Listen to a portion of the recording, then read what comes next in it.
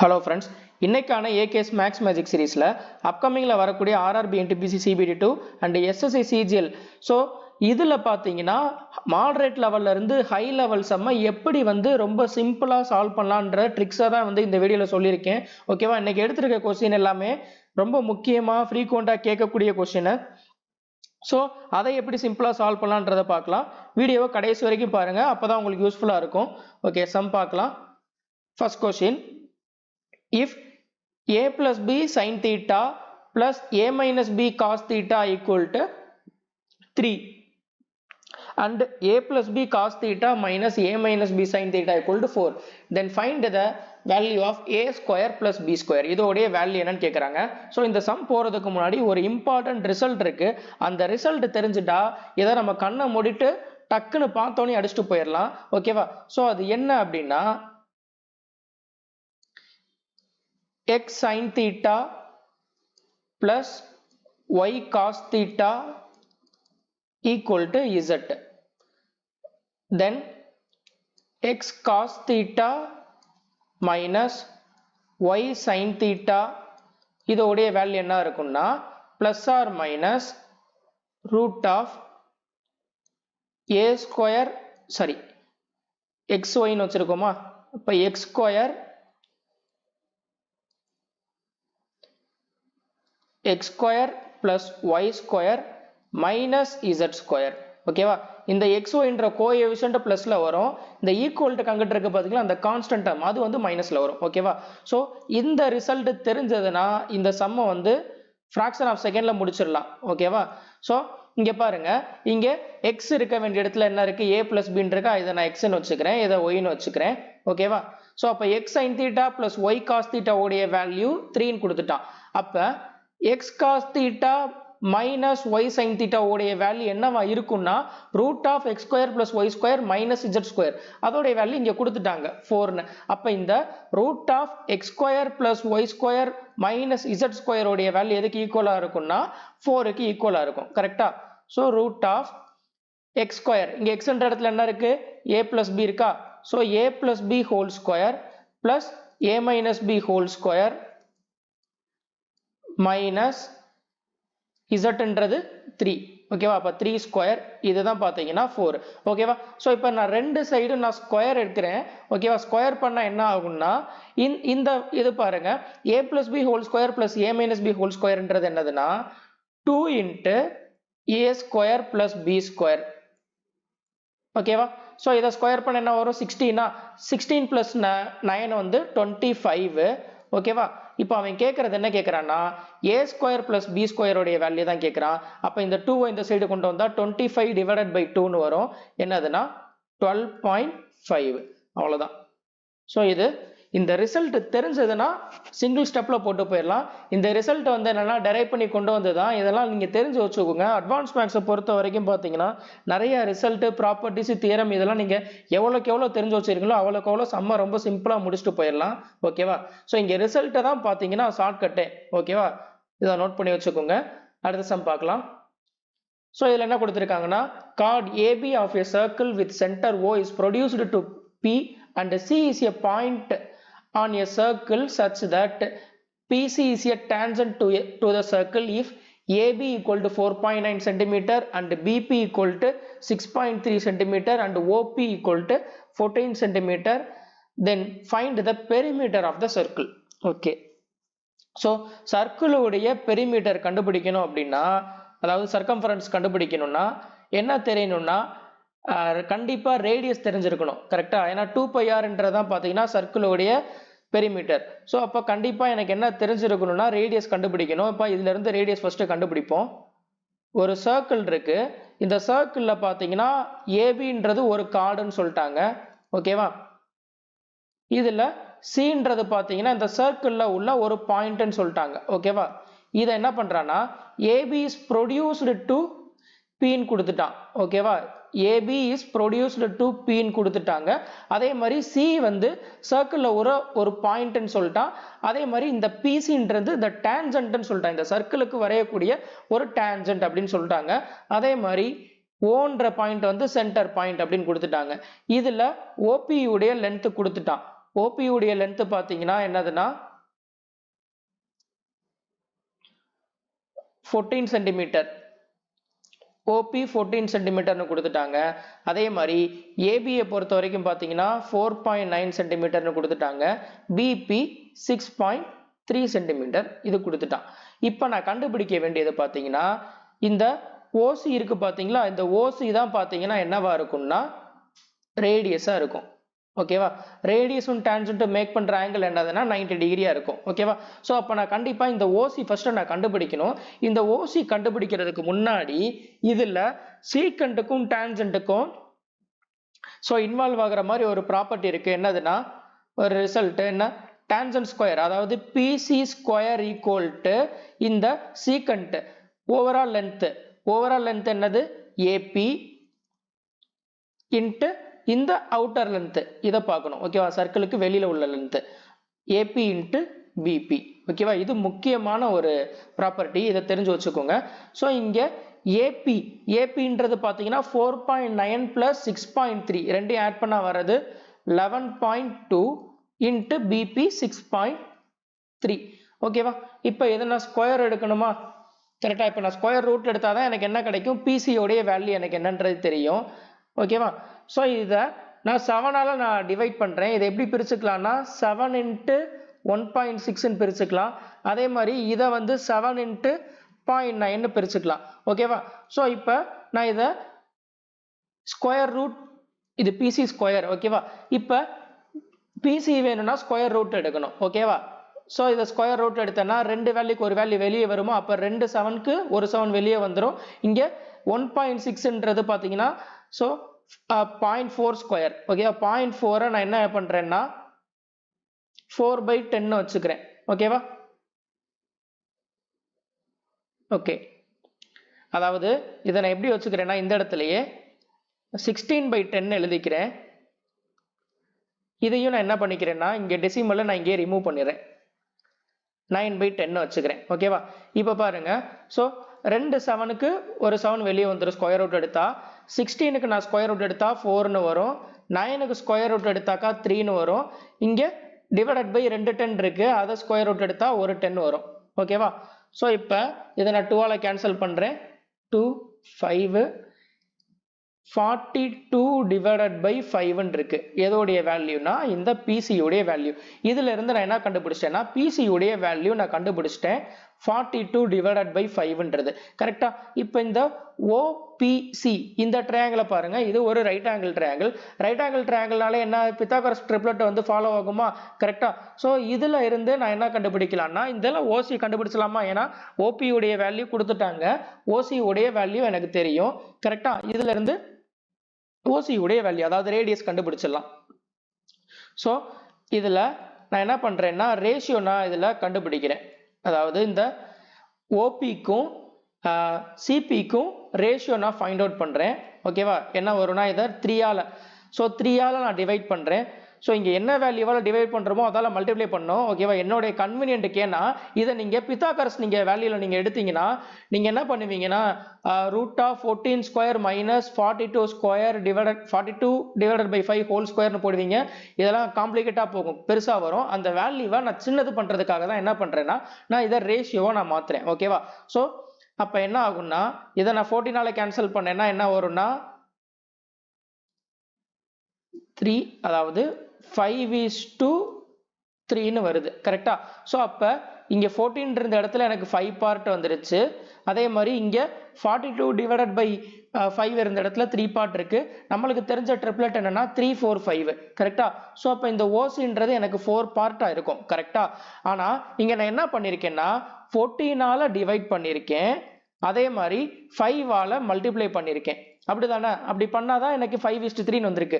அப்ப நான் எதால நான் டிவைட் பண்றேனோ அதால இங்க நான் மல்டிப்ளை பண்ணோம். ஓகேவா? ஸோ அப்போ 4 இன்ட்டு எதால நான் டிவைட் பண்ணிருக்கேன், 14ஆல டிவைட் பண்ணிருக்கேன். அப்போ 14ஆல மல்டிப்ளை பண்ணோம். அதே மாதிரி 5ஆல நான் மல்டிப்ளை பண்ணிருக்கேன், அப்போ 5ஆல டிவைட் பண்ணிடணும். ஓகேவா? ஸோ அவ்வளவுதான். இப்போ எனக்கு ரேடியஸ் என்னன்றது தெரிஞ்சிருச்சு. கரெக்டா? இப்போ பெரிமீட்டர் கண்டுபிடிச்சலாமா? பெரிமீட்டர்ன்றது 2πr, 2 into 22/7 into R. Radius என்னன்னா 4 இன்ட்டு 14 டிவைடட் பை 5. கேன்சல் பண்ணா 2 time, so 22, okay, 2 into 8, 16, 16 into 22, 352, 352 divided by 5, 70.4. okay, so அப்ப இதோடைய ஆன்சர் என்னவா இருக்கும்னா 70.4 இருக்கும். ஓகேவா?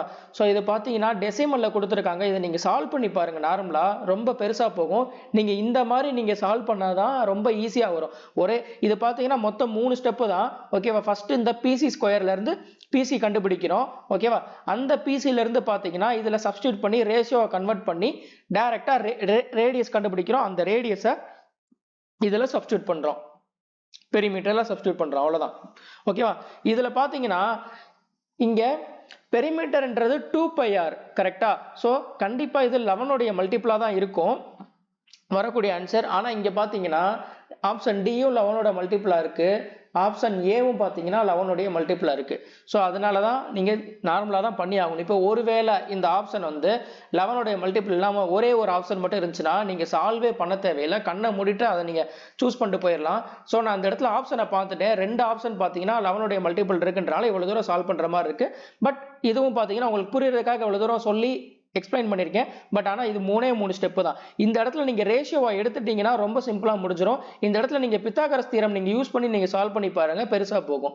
ஓகேவா? ஓகே, அடுத்த சம் பார்க்கலாம். Find the least number that should be added to the 567201 so that the sum is exactly divisible by 9. So இந்த சம் வந்து 9ஆல டிவிசிபிள் ஆகணும்னா என்ன லீஸ்ட் நம்பரை வந்து நான் ஆட் பண்ணும் அப்படின்னு கேட்குறாங்க. ஓகேவா? ஸோ இங்கே 9ஓட டிவிசிபிலிட்டி ரோலை பொறுத்த வரைக்கும் ஒரு சிம்பிள் ட்ரிக் இருக்கு, அதை தெரிஞ்சுக்கோங்க. ஈஸியாக நம்ம இதை சால்வ் பண்ணலாம். ஓகேவா? ஸோ இங்கே டிஜிட்ஸ் எல்லாம் ஆட் பண்ணும்போது 9 வந்துச்சுன்னா அதை நீங்கள் ஈஸியாக கட் பண்ணிட்டு போயிடலாம். ஓகேவா? 7 + 2 என்னது 9. ஸோ இதை கட் பண்ணிடலாம். அடுத்து 5 + 6 11னாக்கா அதில் 9 கட் பண்ணிட்டா பேலன்ஸ் 2 இருக்கும். அப்போ 2 + 1 3. அப்போ இங்கே 3 உடைய என்ன வேல்யூவை நான் ஆட் பண்ணேன்னா அது எக்ஸாக்டா 9ஆல் டிவைட் ஆகும் அப்படின்னாக்கா ஸோ இங்கே மினிமம் வேல்யூ நான் 6 தான் ஆட் பண்ணியிருக்கணும். ஓகேவா? ஸோ அப்போ 6 ஆட் பண்ணாதான் பார்த்தீங்கன்னா இந்த ஹோல் நம்பருமே பார்த்தீங்கன்னா 9ஆல டிவிசிபிள் ஆகும். அடுத்த some. Inlet pipes A and B alone can fill a tank in 26 minutes and 24 minutes respectively, and outlet pipe C alone can empty the tank in 42 minutes. Pipe A is opened at 7:36 p.m. and after 11 minutes pipe C is also opened. At what time pipe B must be opened to fill the tank at 8:15 p.m. Okay, இந்த சம்மை வந்து நீங்கள் pass பண்ணிட்டு first நீங்கள் solve பண்ணி பாருங்க. இது first நீங்கள் எந்த மாதிரி சால்வ் பண்ணுறீங்கன்னு ஃபர்ஸ்ட் பார்த்துட்டு அதுக்கப்புறம் சொல்யூஷன் பாருங்க. கண்டிப்பாக இது வந்து ரொம்ப ஒரு காம்ப்ளிகேட்டான ஒரு சம்மு, பெருசாக தான் போகும். அதே மாதிரி கால்குலேஷன் கொஞ்சம் பெருசாக இருக்கும். ஆனால் இதை வந்து எப்படி ஈஸியாக பண்ணுன்றதை நான் சொல்கிறேன் பாருங்க. ஸோ ஏபின்றது 2 இன்லெட் பைப்பு. ஓகேவா? அதாவது ஃபில் பண்ணுற பைப்பு. சின்றது பார்த்தீங்கன்னா அவுட்லெட் பைப்பு, தண்ணியை வெளியேற்றுற ஒரு பைப்புன்னு சொல்லிட்டாங்க. ஓகேவா? இது வந்து ஏன்ற பைப் வந்து 26 நிமிஷத்துல வந்து டேங்கை ஃபில் பண்ணுது. பின்ற பைப் வந்து 24 நிமிஷத்துல, அது மட்டும் ஆப்ரேட் ஆயிருச்சுன்னா 24 நிமிஷத்துல டேங்கை ஃபில் பண்ணுது. சின்ற பைப்பு பார்த்தீங்கன்னா 42 நிமிஷத்துல ஹோல் டேங்கையும் எம்டி பண்ணுதுன்னு சொல்லிட்டாங்க. ஓகேவா? பைப் ஏ வந்து 7:36 PM ஓப்பன் பண்றாங்க. 11 நிமிஷம் கழிச்சு தான் பைப் சியை வந்து ஆப்ரேட் பண்றாங்க. அதுக்கப்புறம் என்ன டைம்ல பைப் பியை ஓப்பன் பண்ணியிருந்தா 8:15க்கு டேங்க் வந்து ஃபில் ஆகும் அப்படின்னு சொல்றாங்க. ஸோ ரொம்ப ஒரு முக்கியமான சம்மு. ஓகேவா? இந்த பைப்ஸ் அண்ட் சிஸ்டம்ல பார்த்தீங்கன்னா இது கொஞ்சம் டிஃபரெண்டான ஒரு சம்மு, இதை நல்லா தெரிஞ்சு வச்சுக்கோங்க. ஓகே, ஸோ இப்போ இதுக்கு ஃபர்ஸ்ட் நான் என்ன கண்டுபிடிக்கணும்னா எல்சிஎம் கண்டுபிடிக்கணும். ஏன்னா இங்க டேங்க் உடைய கெப்பாசிட்டி என்னன்றது எனக்கு தெரியாது, அதை எல்சிஎம் கண்டுபிடிக்கணும். ஸோ இது நான் என்ன பண்ணுவேன்னா ஃபேக்டரைஸ் பண்ணுவேன். ஃபேக்டரைஸ் பண்ணா எல்சிஎம் ஈஸியா நம்ம கண்டுபிடிக்கலாம். 13 × 2, அதே மாதிரி இது 2³ × 3, அதுக்கப்புறம் இங்க 6 × 7.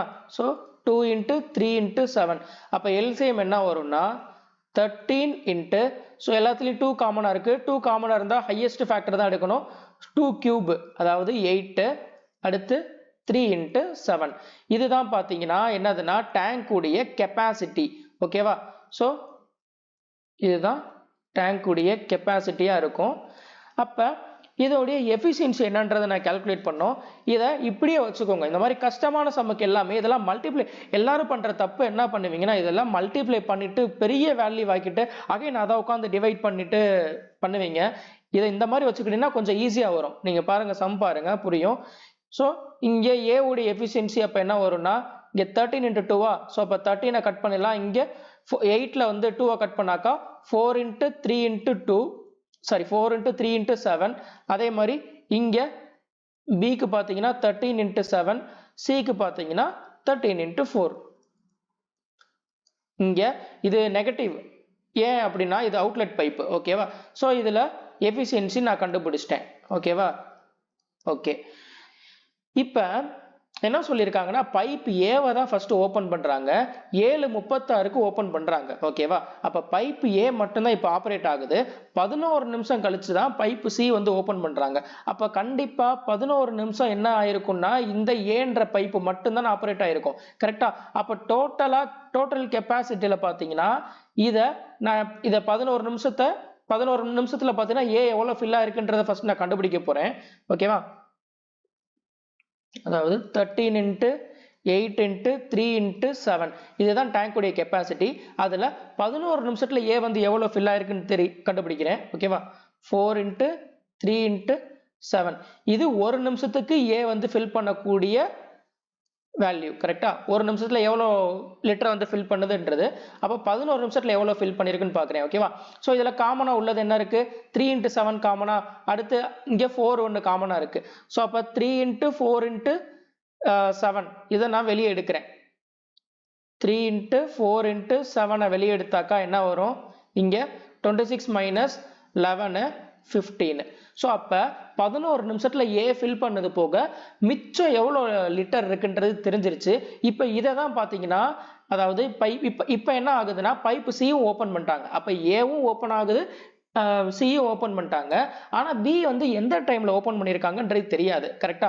இப்போ 7:36க்கு ஓப்பன் பண்ணது பார்த்தீங்கன்னா இப்போ என்ன ஆயிடுச்சுன்னா 11 நிமிஷம் வந்து ஓப்பன் பண்ணியாச்சு. அதாவது இப்போ 7:47 PM வந்துருச்சு. கரெக்டா? 11 நிமிஷம் வந்து ஃபில் ஆயிருச்சு, 7:47க்கு வந்துருச்சு. இப்போ இங்க 7:47ல இருந்து பாத்தீங்கன்னா 8:15க்கு தான் அந்த டேங்க் வந்து ஃபில் ஆகுதுன்னு சொல்றாங்க. ஓகேவா? அப்ப இங்க ஒரு 13 நிமிஷம், இங்க ஒரு 15 நிமிஷம், டோட்டலா 28 மினிட்ஸ்ல பாத்தீங்கன்னா இந்த டேங்க் வந்து ஃபில் ஆகுது. இப்ப வந்து ஏவும் ஆப்ரேட் ஆயிருக்கு, சியும் ஆப்ரேட் ஆகுதுன்னு சொல்றாங்க. அப்ப ஏவும் சியும் கண்டிப்பா வந்து 28 நிமிஷமும் ஆப்ரேட் ஆயிருக்கும். கரெக்டா? ஆனா பி வந்து எவ்வளவு நிமிஷத்துல வந்து ஓபன் பண்ணிருக்காங்கன்னா கொஸ்டினே, அது எவ்வளவு நேரம்ன்றது தெரியாது. ஆனா கண்டிப்பா எனக்கு என்ன தெரியும்னா இந்த 28 நிமிஷமுமே எனக்கு என்ன ஆப்ரேட் ஆயிருக்குன்னா ஏவும் சியும் ஆப்ரேட் ஆயிருக்குன்றது தெரிஞ்சிருச்சு. ஓகேவா? சோ நான் இப்ப இந்த 28 நிமிஷத்துல ஏவும் சியும் எவ்வளவு லிட்டர் வந்து ஃபில் பண்ணுதுன்றதை நான் பாக்குறேன். ஓகேவா? ஓகே, 28 நிமிஷமா, இது ரெண்டுலயுமே 28 நிமிஷம் காமனா இருக்கும். கரெக்டா? சோ அதாவது இந்த ஏலையும் சிலையும் பார்த்தீங்கன்னா ரெண்டும் தானே 28 நிமிஷத்துல. ஸோ நான் 28 காமனா வெளியே எடுக்கிறேன். அதே மாதிரி ரெண்டுலையும் 4 காமனா வெளியே இருக்கு, அந்த நான் 4 காமனா வெளியே எடுக்கிறேன். வெளியே எடுத்தேன்னா பேலன்ஸ் என்ன இருக்கும்? 21 minus 13 8 இருக்குமா? ஓகே, இது வந்து ஏயும் சியும் 28 நிமிஷத்துல ஃபில் பண்ணுது. ஓகேவா? இப்ப பியும் இதுல ஆப்ரேட் ஆயிருக்கு. கரெக்டா? ஆனா 28 நிமிஷம் ஃபுல்லா ஆப்ரேட் ஆயிருக்கான்றது தெரியாது. ஆனா அந்த 28 நிமிஷத்துக்குள்ள ஏதோ ஒரு நிமிஷத்துல அங்க ஏதோ ஒரு டைம்ல தான் பாத்தீங்கன்னா அது ஆப்ரேட் ஆயிருக்கு. சோ அப்ப என்னதுன்னா எனக்கு என்னன்றது தெரியாதனால மொத்தம் இருக்கிறது 28 நிமிஷம், அதுல 28 minus xன்னு போறேன். ஓகேவா? புரியுதா? இது வந்து ஏயுசி 28 நிமிஷம் ஃபுல்லா ஆப்ரேட் ஆயிருக்கு. இது இந்த 28 நிமிஷத்துக்குள்ள ஏதோ ஒரு டைம்ல தான் ஆப்ரேட் ஆயிருக்கு. அதனால 28 minus x. ஓகேவா? இப்ப இது பி பாத்தீங்கன்னா B ஓட எஃபிஷியன்சி என்ன? 13 into 7 ஈக்குவல் டு இதுதான் பாத்தீங்கன்னா இந்த ரிமைனிங் உள்ள இந்த டேங்க் உடைய கெப்பாசிட்டி. ஏன்னா ஏ இங்க ஆல்ரெடி 11 நிமிஷம் ஃபில் ஆயிருச்சா, 11 நிமிஷம் ஃபில் பண்ணது போக உள்ள இந்த வேல்யூ தான் பாத்தீங்கன்னா என்னது? இந்த ரிமைனிங்ல உள்ள இந்த வேல்யூவா? ஸோ இதுதான் பாத்தீங்கன்னா இந்த ஏ பிளஸ் சியும் பியும் சேர்ந்து ஃபில் பண்ணக்கூடிய கெப்பாசிட்டியா இருக்கும். ஓகேவா? இதுல நான் காமனா உள்ள டேர்ம் எல்லாம் நான் கேன்சல் பண்றேன். 7 இருக்கா, 7 நான் கேன்சல் பண்றேன். ஓகேவா? ஸோ பேலன்ஸ் பாருங்க. இப்ப ஸோ 12 into 15 180, இங்க 28 into 8. ஓகே, ஸோ இதை கேன்சல் பண்ணது 4 வச்சு 4 கேன்சல் பண்ணிட்டேன், அதான் குழம்பிருச்சு. ஓகே, 7 இங்கே கேன்சல் பண்ணுறோமா? ஸோ அப்போ இங்கே 7 கேன்சல் பண்ணியாச்சு, இங்கே 7 கேன்சல் பண்ணியாச்சு, இங்கே 7 கேன்சல் பண்ணால் 4 வருமா? கரெக்டா? ஸோ இப்போ பார்த்தீங்கன்னா இது 4 cube into 2 128. இங்க 180 minus 128 52 இருக்கும் கரெக்டா. அப்ப 28 minus x into 13 52 னா இதையும் கேன்சல் பண்ணா 4 னு வரும். அப்ப x உடைய வேல்யூ என்னன்னா 28 minus 4 24. அப்ப எனக்கு இதுல இருந்து தெரிஞ்சிருச்சு b பாத்தீங்கன்னா இந்த 7:47 இருந்து 24 நிமிஷம் கழிச்சு b வந்து ஓபன் பண்ணிருக்காங்கன்றது தெரிஞ்சிருச்சு கரெக்டா. சோ 7:47 இருந்து 24 நிமிஷத்தை கூட்டினாக்கா 8:11. சோ அப்ப 8:11 pm ல தான் பாத்தீங்கன்னா b வந்து ஓபன் பண்ணியிருந்திருக்கணும் ஓகேவா. சோ இந்த மாதிரி பண்ணீங்கன்னா ரொம்ப ஈஸியா வந்து முடிச்சிடலாம் ஓகேவா. இங்க கால்குலேஷன் ஒண்ணுமே கிடையாது. ஆனா இதை நீங்க மல்டிப்ளை எல்லாம் பண்ணிட்டு நீங்க இதை ட்ரை பண்ணி பாருங்க. நீங்க இந்த சம்ம பண்றதுக்கு முன்னாடி நீங்க ட்ரை பண்ணி பாருங்க. இது எவ்வளவு பெருசா வருதுன்னு பாருங்க. வேல்யூ எல்லாம் கண்டிப்பா பெருசா தான் வரும் ஓகேவா. சோ இந்த மாதிரி நீங்க மல்டிப்ளை பண்ணாம வச்சு பண்ணீங்கன்னா ஈஸியா முடிச்சிடலாம் ஓகேவா. ஓகே, அடுத்த சம் பார்க்கலாம். The average of 11 numbers is 44.5 if the average of the first 6 numbers is 42.5 and that of last 6 numbers is 45, then find the middle number. Okay, ரொம்ப ஒரு முக்கியமான மாடல். ஆவரேஜ்ல 11 நம்பர் உடைய ஆவரேஜ் வந்து என்ன கொடுத்துட்டாங்கன்னா 44.5 கொடுத்துட்டாங்க ஓகேவா. இதுல மொத 6 நம்பருடைய ஆவரேஜ் வந்து 42.5 இருக்கு. அடுத்த 6 நம்பருடைய ஆவரேஜ் பாத்தீங்கன்னா 45 இருக்கு. அதாவது ஃபர்ஸ்ட் 6 இங்க லாஸ்ட் 6. அப்ப இந்த மிடில்ல உள்ள இந்த நம்பர் என்னன்னு கேக்குறாங்க ஓகேவா. சோ மிடில்ல உள்ள அதாவது இந்த 5வது நம்பர் என்ன நம்பர்னு கேக்குறாங்க. ஓகே, சோ இத நீங்க என்ன பண்ணுவீங்கன்னா இங்க 6 into 42.5 plus 6 into 45 minus 11 into 44.5 கண்டுபிடிப்பீங்க. அந்த மிடில் நம்பர் என்னன்றது தெரியும். அப்படி பண்ணாம இதுல இங்க ஆவரேஜ் என்ன கொடுத்துட்டாங்க, ஓவரால் 11 நம்பர்ஸ் உடைய ஆவரேஜ் பாத்தீங்கன்னா 44.5 இருக்கா. சோ அதுல இருந்து கம்பேர் பண்ணுங்க ஓகேவா. சோ ஆவரேஜ்ன்றதை ஈக்குவல் டிஸ்ட்ரிபியூஷன் நம்மளுக்கு அப்ப ஒரு ஈக்குவலா உள்ள டிஸ்ட்ரிபியூட் பண்ண வேல்யூவோட எவ்வளவு அதிகமா இருக்கு எவ்வளவு கம்மியா இருக்கு. கம்மியா இருந்தா என்ன பண்ணணும்னா கூட இருக்கவங்ககிட்ட வாங்கி பிரிச்சு கொடுக்கணும். கூட இருந்துச்சுன்னா கம்மியா இருக்கவங்ககிட்ட பிரிச்சு கொடுக்கணும். இதுதான் பாத்தீங்கன்னா டிஸ்ட்ரிபியூஷன் கான்செப்ட் ஓகேவா. சோ அதை பாருங்க இங்க 44.5 எவ்வளவு எனக்கு கம்மியா இருக்கு. சோ இங்க 2 வந்து கம்மியா இருக்கு. எத்தனை பேருக்கு, ஒருத்தருக்கு 2 கம்மியா இருக்குன்னா இங்க 6 பேர் இருக்காங்க. அப்ப எவ்வளவு கம்மியா இருக்குன்னா 12 கம்மியா இருக்கு. அதே மாதிரி இங்க பாத்தீங்கன்னா இங்க ஒருத்தருக்கு பாத்தீங்கன்னா 0.5 அதிகமா இருக்கு. அப்ப 6 பேருக்கு பாத்தீங்கன்னா எவ்வளவு இருக்கும், 3 அதிகமா இருக்குமா. அப்ப ஓவராலா பார்க்கும்போது எனக்கு எவ்வளவு கம்மியா இருக்கணும் அப்படின்னா 9 கம்மியா இருக்கணும். எதை விட இந்த நான் ஓவரால் ஆவரேஜை விட எவ்வளவு கம்மியா இருக்கும்னா 9 கம்மியா இருக்கணும். அப்ப 9 கம்மியா இருந்துச்சுன்னா அந்த மிடில் நம்பர் என்னவா இருக்கும்னா 35.5 இருக்கும் ஓகேவா. இதெல்லாம் ஈஸியா சால்வ் பண்ணக்கூடிய சம். இதை நீங்க மல்டிப்ளை பண்ணி போட்டீங்கன்னா டைம் ரொம்ப எடுக்கும், பாத்துக்கோங்க ஓகேவா. அதுவும் டெசிமல்ல தான் வைப்பான். இப்ப இதே இது பாத்தீங்கன்னா இங்க நீங்க ஒரு ஹோல் நம்பரா இருக்கு, ஒரு 10 20 13 கொடுத்தீங்கன்னா நீங்க டக்கு டக்குன்னு மல்டிப்ளை பண்ணலாம். இந்த மாதிரி டெசிமல்ல வைக்கும் போது பாத்தீங்கன்னா இந்த டிஸ்ட்ரிபியூஷன் கான்செப்ட்ல போடுறதா பாத்தீங்கன்னா ஈஸியா வரும் ஓகேவா. அடுத்த சம் பார்க்கலாம். Okay, A and B together can complete a certain work in 54 days. They work together for 12 days. The remaining work was completed by A, B and C together in 28 days. If the work done by P in 6 days is equal to the work done by C in 9 days, then A alone can complete the 2/3 of work in how many days? Okay. So என்னன்னா இதுல ஏவும் பியும் சேர்ந்து பார்த்தாங்கன்னா 54 நாள்ல ஒர்க்கை முடிச்சிடுறாங்க. ஆனா 54 நாளுமே பார்க்கல. என்ன சொல்றாங்கன்னா 2 பேர் சேர்ந்து 12 நாள் தான் பார்த்துருக்காங்கன்னு சொல்றாங்க. 54 நாள் பார்த்தா ஒர்க் வந்து கம்ப்ளீட்டா முடிஞ்சிடும். ஆனா 54 நாள்ல 12 நாள் தான் பார்க்கறாங்க. அதாவது எவ்வளவு பார்ட் ஆஃப் ஒர்க்கை வந்து இவங்க பார்த்துருக்காங்க அப்படின்னா, ஸோ இதை 6ஆல நான் கேன்சல் பண்ணேன்னா 2/9 பார்ட் ஆஃப் ஒர்க்கை தான் பார்த்தீங்கன்னா A plus B பார்த்துருக்காங்க ஓகேவா. ஸோ இப்போ ரிமைனிங் ஒர்க்கை யாரு பார்க்குறாங்கன்னு சொல்லிட்டாங்க, 3 பேருமே சேர்ந்து பார்க்குறாங்கன்னு சொல்லிட்டாங்க. அப்போ 3 பேருமே பார்த்தீங்கன்னா அதாவது A B C 3 பேருமே ரிமைனிங் எவ்வளோ ஒர்க் இருக்கு, ஏயும் பியும் 2/9 பார்ட் ஆஃப் ஒர்க்கை பார்த்துருக்காங்க. அப்போ பேலன்ஸ் 7/9 பார்ட் ஆஃப் ஒர்க்கை வந்து யாரு பார்த்தாகணும், இந்த 3 பேர் தான் பார்த்தாகணும். எத்தனை நாள்ல முடிக்கிறாங்க, 28 நாள்ல முடிக்கிறாங்க ஓகேவா. ஸோ அதாவது 9ல 7 பார்ட் ஒர்க்கை பார்க்கறதுக்கு 28 நாள் ஆகுது. அப்போ ஹோல் ஒர்க்கையும் முடிக்கிறதுக்கு எத்தனை நாள் ஆயிருக்கும், 36 நாள் ஆயிருக்குமா. கரெக்டா? ஸோ அப்போ இதில் A plus B வந்து பார்த்தீங்கன்னா கம்ப்ளீட்டாக ஒர்க்கை முடிக்கிறதுக்கு 54 நாள் ஆகுது. A, B, C 3 பேரும் சேர்ந்து பார்த்தாங்கன்னா ஓகேவா, இந்த ஹோல் ஒர்க்கையும் முடிக்கிறதுக்கு எவ்வளோ நாள் எடுத்துக்கிறாங்கன்னா 36 நாள் எடுத்துக்கிறாங்க. ஓகேவா, அதை கேன்சல் பண்ணால் 4 × 4 × 9 36. ஓகேவா, 36 நாள் எடுத்துக்கிறாங்க. ஓகேவா, இப்போ என்ன பண்ணலான்னா அந்த டோட்டல் ஒர்க்குக்கு கொண்டு வந்தாச்சு. இந்த டோட்டல் ஒர்க்கை வந்து ஏபியும் அதே மாதிரி A plus B plus Cயும் சேர்ந்து பார்த்தாங்கன்னா எத்தனை நாள் முடிக்கிறாங்கன்றது தெரிஞ்சிருச்சு. ஆனால் இங்கே இந்த டோட்டல் ஒர்க்கு என்னன்றது தெரியாதனால நான் என்ன பண்ணுறேன்னா எல்சிஎம் எடுத்துக்கிறேன். எல்சிஎம் பார்த்தீங்கன்னா 108. ஓகேவா, ஸோ இதுதான் டோட்டல் ஒர்க்கு. இந்த டோட்டல் ஒர்க்கை ஏயும் பியும் முடிக்கிறதுக்கு 54 நாள் ஆகுதுன்னா ஸோ ஒரு நாளைக்கு எத்தனை ஒர்க் பார்த்துருக்காங்கன்னா 2 ஒர்க் பார்த்துருக்காங்க. அதே மாதிரி A plus B plus C 36 நாள் எடுத்துக்கிறாங்கன்னா ஒரு நாளில் பார்த்தீங்கன்னா எத்தனை ஒர்க்கை முடிக்கிறாங்கன்னா 3 ஒர்க்கை முடிக்கிறாங்கன்றது தெரிஞ்சிருச்சு. ஓகேவா, இப்போ என்னன்னா ஏ வந்து 2/3 ஆஃப் ஒர்க்கை முடிக்கிறதுக்கு எவ்வளோ நாள் ஆகும்னு கேட்குறாங்க. இங்கே ஒரு கண்டிஷன் கொடுத்துட்டாங்க.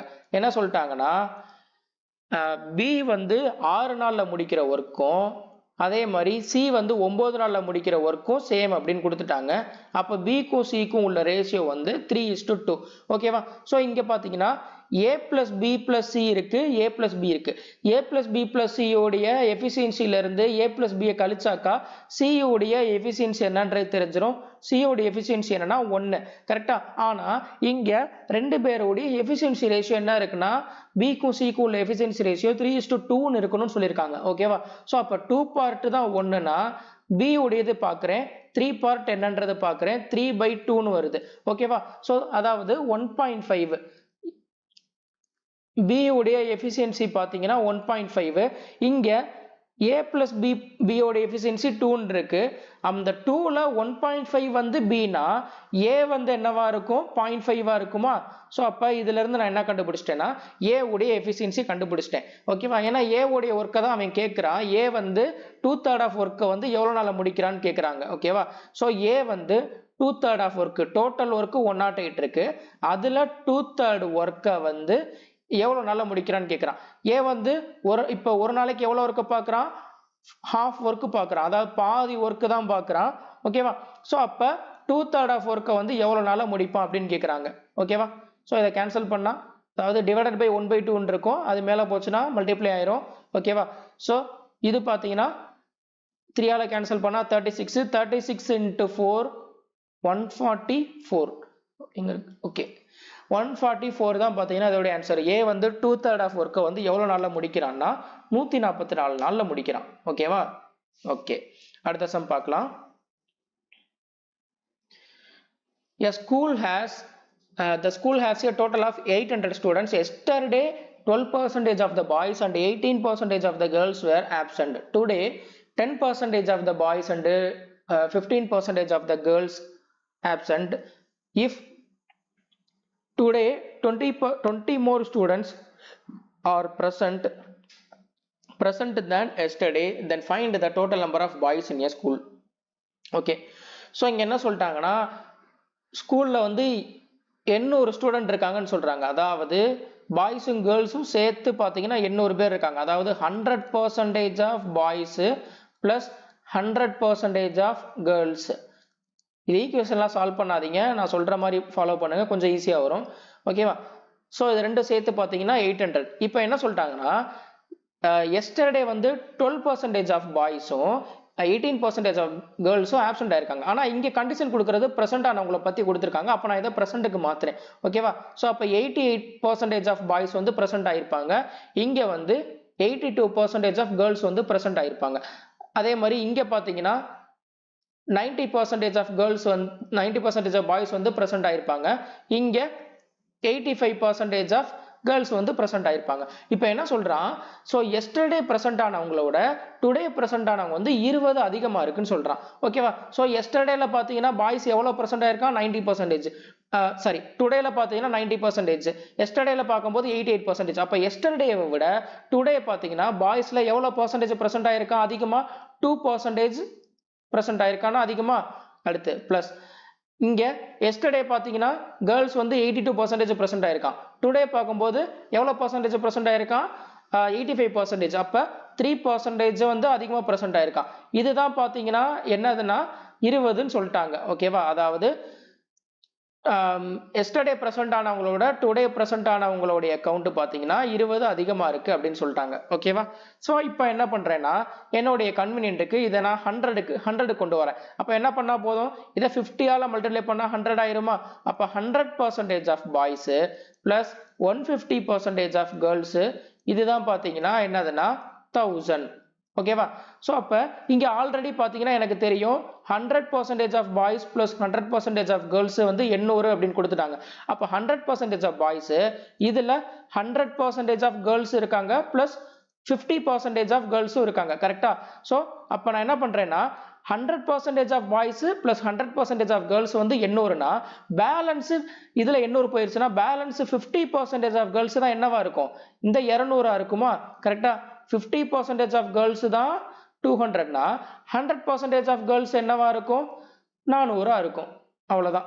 ஸோ அப்போ கேர்ள்ஸ் மொத்தம் எத்தனை பேர் இருக்காங்கன்னா 400 பேர் இருக்காங்க. ஸோ 800ல் கேர்ள்ஸ் 400 பேர்னா பாய்ஸ் என்னவா இருக்காங்க? 400 பேர் இருப்பாங்க. ஓகேவா? அவ்வளோதான். அடுத்த சம் பார்க்கலாம். A shopkeeper sells an item by giving 25% discount on its market price and still gains 35% if the cost price of an item decreases by 10% and sells it by allowing 37.5% discount on the same market price, then his gain percentage will be. Okay. So என்ன சொல்கிறாங்கன்னா 35% அவன் discount, sorry 25% அவன் discount கொடுத்தோம் அவனுக்கு எவ்வளோ profit கிடைக்குதுன்னா 35% அவனுக்கு profit கிடைக்குது அப்படின்னு சொல்லிட்டாங்க. ஓகே. ஸோ இப்போ காஸ்ட் ப்ரைஸை வந்து குறைக்கிறாங்க, 10% குறைச்சிட்டு அதே மாதிரி 37.5% டிஸ்கவுண்ட் கொடுக்குறான். இப்போ அவனுக்கு ப்ராஃபிட் பர்சன்டேஜ் என்னவா இருக்கும் அப்படின்னு கேட்குறாங்க. ஓகே. ஸோ இங்கே ஃபர்ஸ்ட் இதில் பார்த்தீங்கன்னா 25% டிஸ்கவுண்ட் கொடுத்தோம் அவனுக்கு எவ்வளோ பர்சன்டேஜ் வந்து ப்ராஃபிட் கிடைக்குதுன்னா 35% ப்ராஃபிட் கிடைக்குது. ஓகேவா?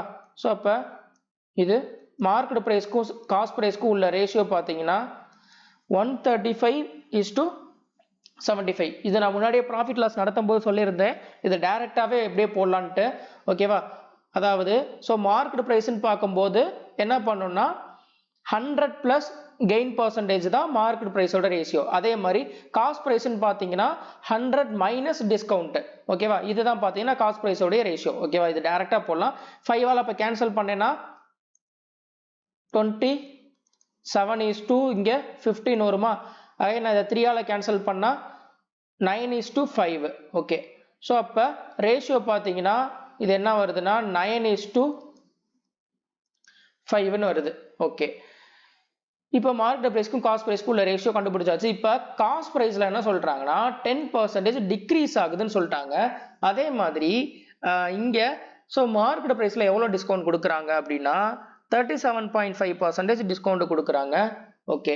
ஸோ இப்போ எனக்கு ப்ராஃபிட் தெரியணும்னா காஸ்ட் ப்ரைஸுக்கும் செல்லிங் ப்ரைஸுக்கும் உள்ள வேல்யூ எனக்கு தெரியணும். அப்போ தான் எனக்கு ப்ராஃபிட்டாக லாஸான்றது என்னால் கண்டுபிடிக்கவே முடியும். கரெக்டாக?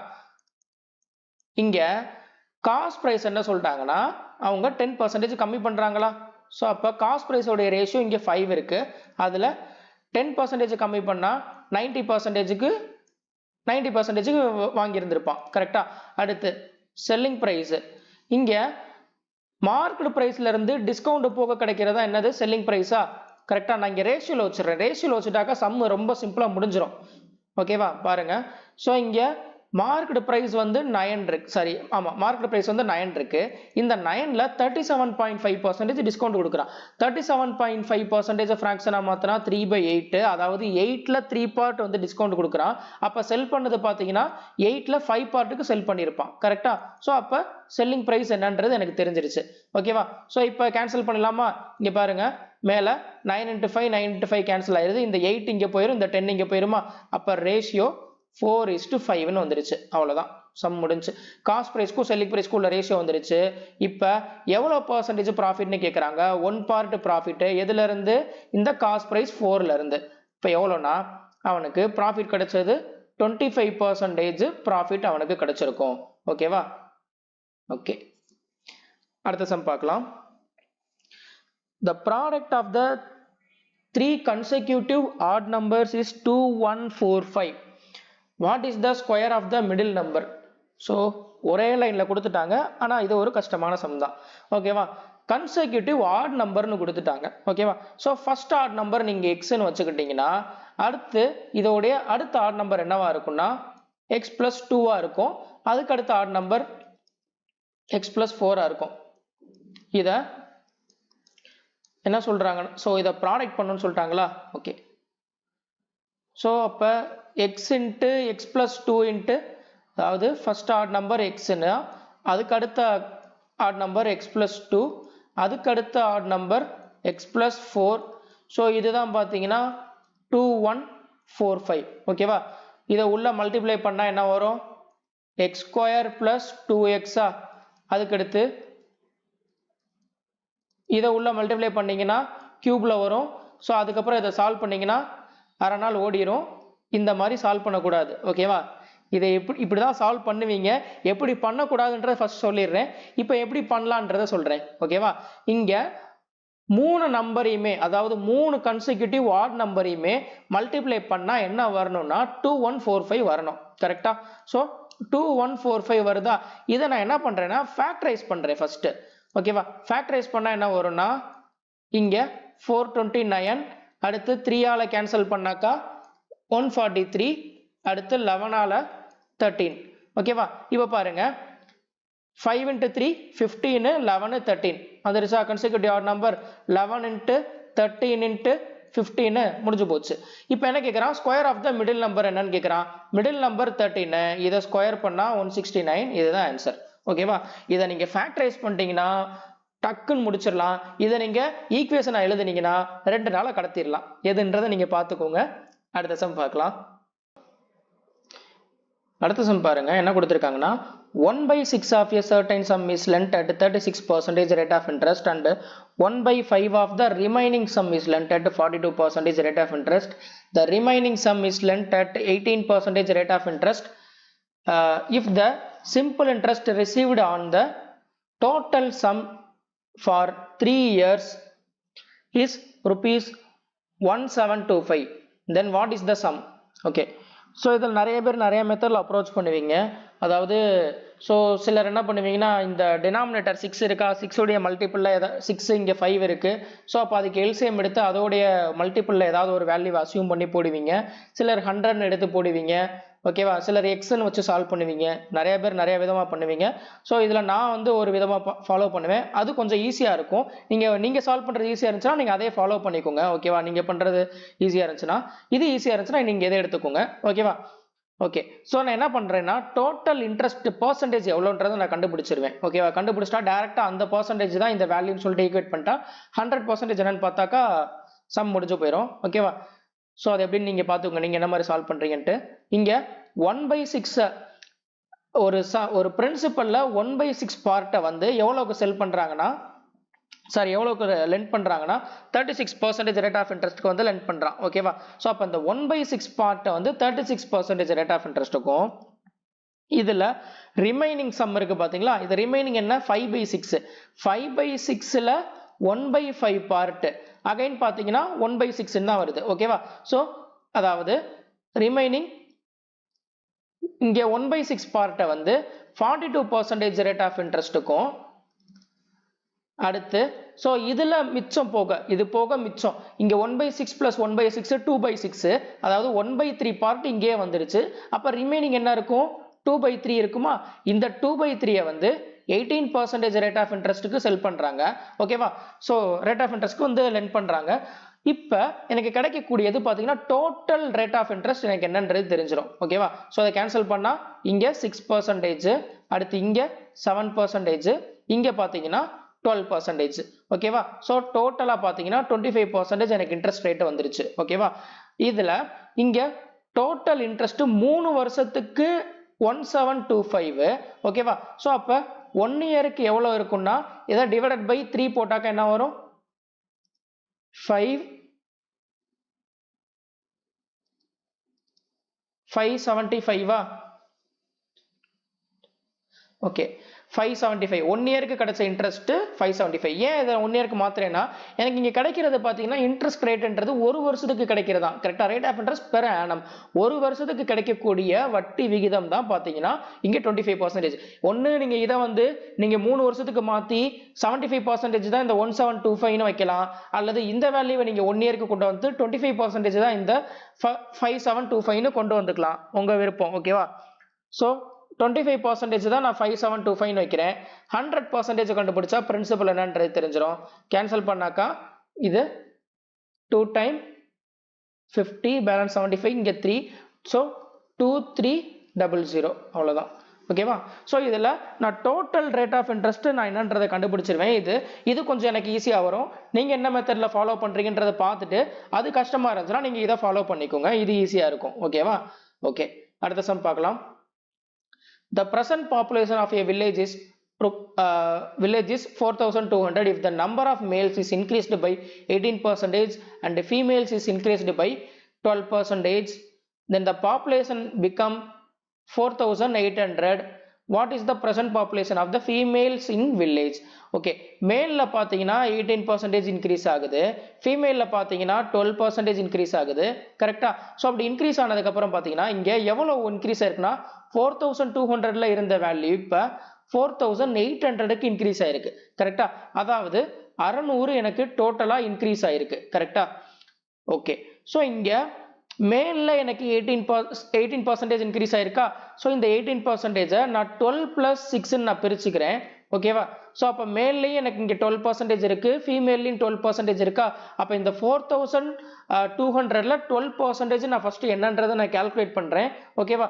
4200ல 12%, 420 plus 84 504. சோ அப்ப இதுல 12% 504 வந்துருச்சு.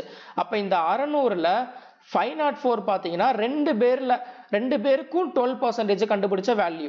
ஓகேவா? சோ பேலன்ஸ் பாத்தீங்கன்னா 96 தான் என்னது இந்த மேல்ல உள்ள 6% இருக்கும். ஓகேவா? சோ அப்ப 6% ஆஃப் மேல் தான் பாத்தீங்கன்னா இந்த 96னா 100% மேல் என்னவா இருப்பாங்கன்னா 1600 இருப்பாங்க. ஓகேவா? சோ அவன் கேக்குறது இப்ப ஃபீமேல் கேக்குறான். மேல பொறுத்த வரைக்கும் பாத்தீங்கன்னா 1600, அவன் பிரசன்ட் பாப்புலேஷன் கேக்குறானா மேல் ஃபீமேல் ரெண்டும் சேர்ந்து தான் பாத்தீங்கன்னா 4200.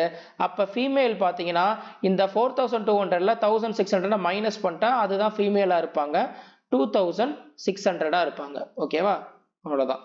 அடுத்த சம் பார்க்கலாம். இதை சிலர் அலிகேஷன்ல போடுவீங்க. அலிகேஷன் நீங்க 4200ல 18% நீங்க கண்டுபிடிப்பீங்க, அடுத்து 4200ல 12% என்னன்னு கண்டுபிடிப்பீங்க, அதுக்கப்புறம் அலிகேஷன் எடுத்து நீங்க போடுவீங்க. ஓகேவா?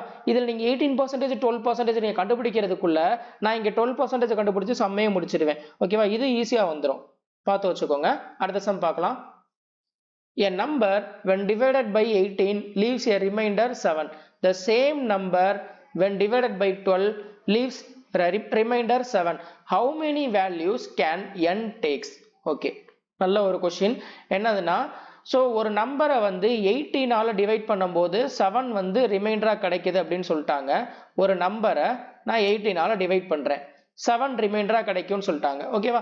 சோ இங்க 7 வந்து எனக்கு ரிமைண்டரா கிடைக்கும். 18ஆல டிவைட் பண்ணா எனக்கு 7 ரிமைண்டரா கிடைக்குதுன்னா இந்த a எனக்கு என்னவா இருக்கணும்னா 25 இருக்கும். கரெக்டா?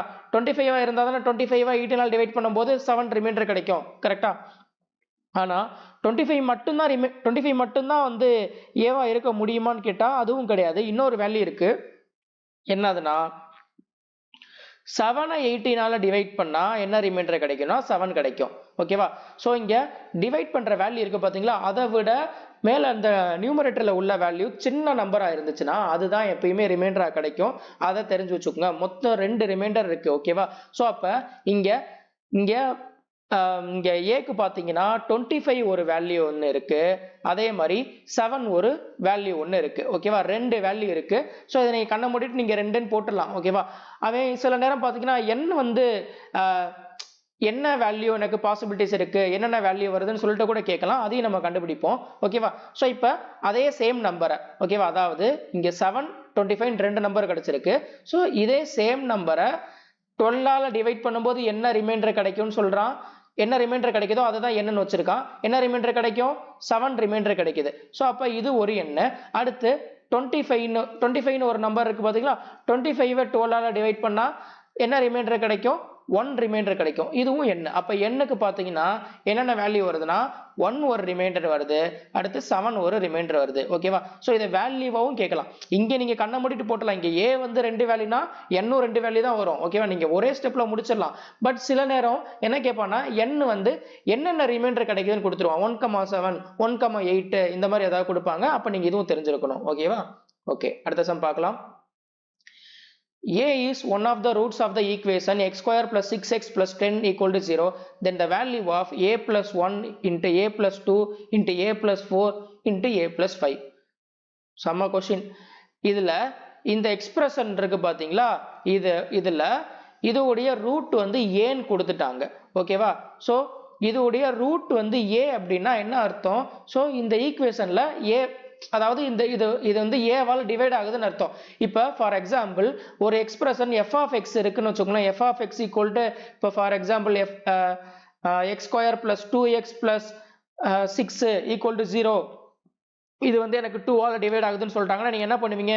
எஃப் ஆஃப் 2 ஈக்குவல் டு 0ன்னு போடுவீங்களா? ஏன்னா அந்த ஈக்குவேஷன் வந்து எனக்கு 2ஆல் டிவைட் ஆகுதுன்னு அர்த்தம். அப்போ ரிமைண்டரே இல்லைன்றால ஈக்குவல் டு 0ன்னு போடுவீங்க. இங்க வந்து இந்த எக்ஸ்பிரஷனுடைய ரூட் வந்து ஏன்னு கொடுத்துட்டான். அப்ப இதுல a சப்ஸ்டிட்யூட் பண்ணா a square plus 6a plus 10 equal to 0ன்னு மாறிடும். ஓகேவா? இப்போ அவன் கேட்கறது என்ன கேட்கறான்னா a plus 1 into a plus 2 into a plus 4 into a plus 5 இதோடைய வேல்யூ என்னன்னு கேட்கறான். ஓகேவா? இதை உட்காந்து என்ன பண்ணக்கூடாதுன்னா மல்டிப்ளை எல்லாம் பண்ணிட்டு இருக்க கூடாது. ஓகேவா? இதுல மல்டிப்ளை பண்ணா நிறைய பாசிபிலிட்டிஸ் வரும். நான் என்ன பண்றேன்னா இங்க சம் ஆஃப் ரூட்ஸ் பாக்குறேன். என்னதுன்னா 6a இருக்கு. அப்ப எனக்கு எந்த ரெண்டு வேல்யூவை நான் ஆட் பண்ணா 6 வருதோ நான் அதை ரெண்டையும் எடுத்துக்கிறேன். ஓகேவா? இங்க 1ஐயும் 5ஐயும் ஆட் பண்ணாக்கா என்ன வருதுன்னா 6 வருது. அப்ப இது ரெண்டையும் நான் என்ன பண்றேன்னா மல்டிப்ளை பண்றேன். மல்டிப்ளை பண்ணா என்ன வரும்? So a square plus 6a plus 5ன்னு வருது. அதே மாதிரி இதுல பாத்தீங்கன்னா இது ரெண்டையும் மல்டிப்ளை பண்ணா a square plus 6a plus 8. ஓகேவா? இது மாறிடுச்சு. ஏன்னா இதை நான் ஏன் சம் ஆஃப் ரூட்ஸை பார்த்தேன்னா இதை நீங்க முடிஞ்சு நீங்க பாசிபிலிட்டி இல்லைன்னா நிறைய எடுக்கணும். a plus 1 into a plus 2 multiply பண்ணலாம், a plus 1 into a plus 4 multiply பண்ணலாம், a plus 2 into a plus 5 multiply பண்ணலாம். இந்த மாதிரி நீங்க பண்ணீங்கன்னா நீங்க எப்போ கண்டுபிடிப்பீங்க? அதுக்கு தான் என்ன பண்றேன்னா இங்க சம்ம நான் பாக்குறேன். ரெண்டையும் ஆட் பண்ணா எனக்கு 6 வரும். அப்ப இந்த இடத்துல ரெண்டையும் நான் என்ன ஆட் பண்ணாக்க எங்க 6 வருதுன்றதை பாக்குறேன். ஸோ அந்த வேல்யூ மட்டும் நான் மல்டிப்ளை பண்ணி எடுத்துக்கிறேன். இப்ப இந்த இடத்துல பாருங்க a square plus 6a plus 10 இருக்கா? ஸோ இந்த a ஸ்கொயர் பிளஸ் 6aக்கு நான் என்ன இதோடைய வேல்யூ நான் என்ன வச்சுக்கிறேன்? மைனஸ் 10 வச்சுக்கலாமா? அப்ப இந்த இடத்துல பாருங்க a ஸ்கொயர் பிளஸ் 6a இருக்கா? இந்த இடத்துல மைனஸ் 10 சப்ஸ்டிட்யூட் பண்ணா மைனஸ் 10 பிளஸ் 5 மைனஸ் 5ன்னு வரும். அதே மாதிரி இந்த இடத்துல மைனஸ் 10 பிளஸ் 8 மைனஸ் 2ன்னு வரும். So minus 5 into minus 2 10. இதோடைய ஆன்சர் பார்த்தீங்கன்னா 10. அவ்வளோதான். இதுல ஒரு சின்ன ஒரு கான்செப்ட் தான். ஓகேவா? இது நீங்க தெரிஞ்சுக்கிட்டா இந்த சம்மை ரொம்ப ஈஸியா முடிக்க முடியும். ஓகேவா? அடுத்த சம் பார்க்கலாம். In a triangle PQR, okay, PX, QY, RZ are the altitude intersecting at O. Okay, so இங்க PQR னு ஒரு triangle பாத்தீங்கன்னா இதுல PQR, so இங்க triangle என்ன கொடுத்திருக்காங்கன்னா இதுல PX, QY, RZ இந்த மூணுமே altitude அப்படின்னு கொடுத்துட்டாங்க. ஓகேவா? altitudeனா வெர்டெக்ஸ்ல இருந்து ஆப்போசிட் சைடுக்கு வரக்கூடிய லைன் கண்டிப்பா பெர்பெண்டிகுலரா இருக்கணும். ஓகேவா? ஓகே, ஸோ PX அதே மாதிரி QY, RZ இதுல இந்த எல்லாம் இன்டர்செக்ட் ஆகிற பாயிண்ட் 1 கொடுத்துட்டான். PO உடைய வேல்யூ 6ன்னு கொடுத்துட்டாங்க. அதே மாதிரி PX உடைய வேல்யூ 8 அப்படின்னா OX உடைய வேல்யூ 2 இருக்கும். அடுத்து QO உடைய வேல்யூ வந்து 4. ஓகேவா? இப்போ கேட்கறது QY உடைய வேல்யூ என்னன்னு கேட்குறாங்க. ஓகே, ஸோ இதில் பார்த்தீங்கன்னா ஆல்டிடியூட் எல்லாமே மீட் பண்ற பாயிண்ட் என்னன்னா ஆர்த்தோ சென்டர். இந்த ஆர்த்தோ சென்டர்ல பார்த்தீங்கன்னா இது வந்து சிமிலர் ட்ரையாங்கிளை வச்சு பார்த்தீங்கன்னா ஒரு இம்பார்ட்டன்ட் ரிசல்ட் இருக்கு. அது என்ன அப்படின்னா இதை தெரிஞ்சா இந்த sum easy. PO into OX equal to இது இன்ட்டு எக்ஸும் இதுவும் ஒரே மாதிரி இருக்கும் PO இன்ட்டு OX அதே மாதிரி QO into OY equal to அதே மாதிரி RO இன்ட்டு OZ இதை நீங்கள் தெரிஞ்சுக்கோங்க. இதை தெரிஞ்சுக்கிட்டா இந்த சம்மை வந்து ஈஸியாக பண்ண முடியும். ஓகேவா? ஸோ இதில் பார்த்தீங்கன்னா ரெண்டு அந்த ஆல்டிடியூட் வேல்யூ தான் கொடுத்துருக்கான். அப்போ இந்த RO இன்ட்டு OZன்றது தேவையில்லை. ஓகேவா? ஸோ இங்கே PO உடைய வேல்யூ கொடுத்துருக்கான் என்னதுன்னா 6 into OZ 2 equal to QO 4 into OY என்னன்றது தெரியாது. கேன்சல் பண்ணாக்கா OY உடைய வேல்யூ வந்து 3ன்னு வருது. ஓகேவா? OY உடைய வேல்யூ 3னா அவன் கேட்கறது QY உடைய வேல்யூ என்னன்னு கேட்குறான். ஸோ அப்போ 4 + 3 என்னதுன்னா 7. ஓகேவா? அவ்வளோதான். அடுத்த சம்.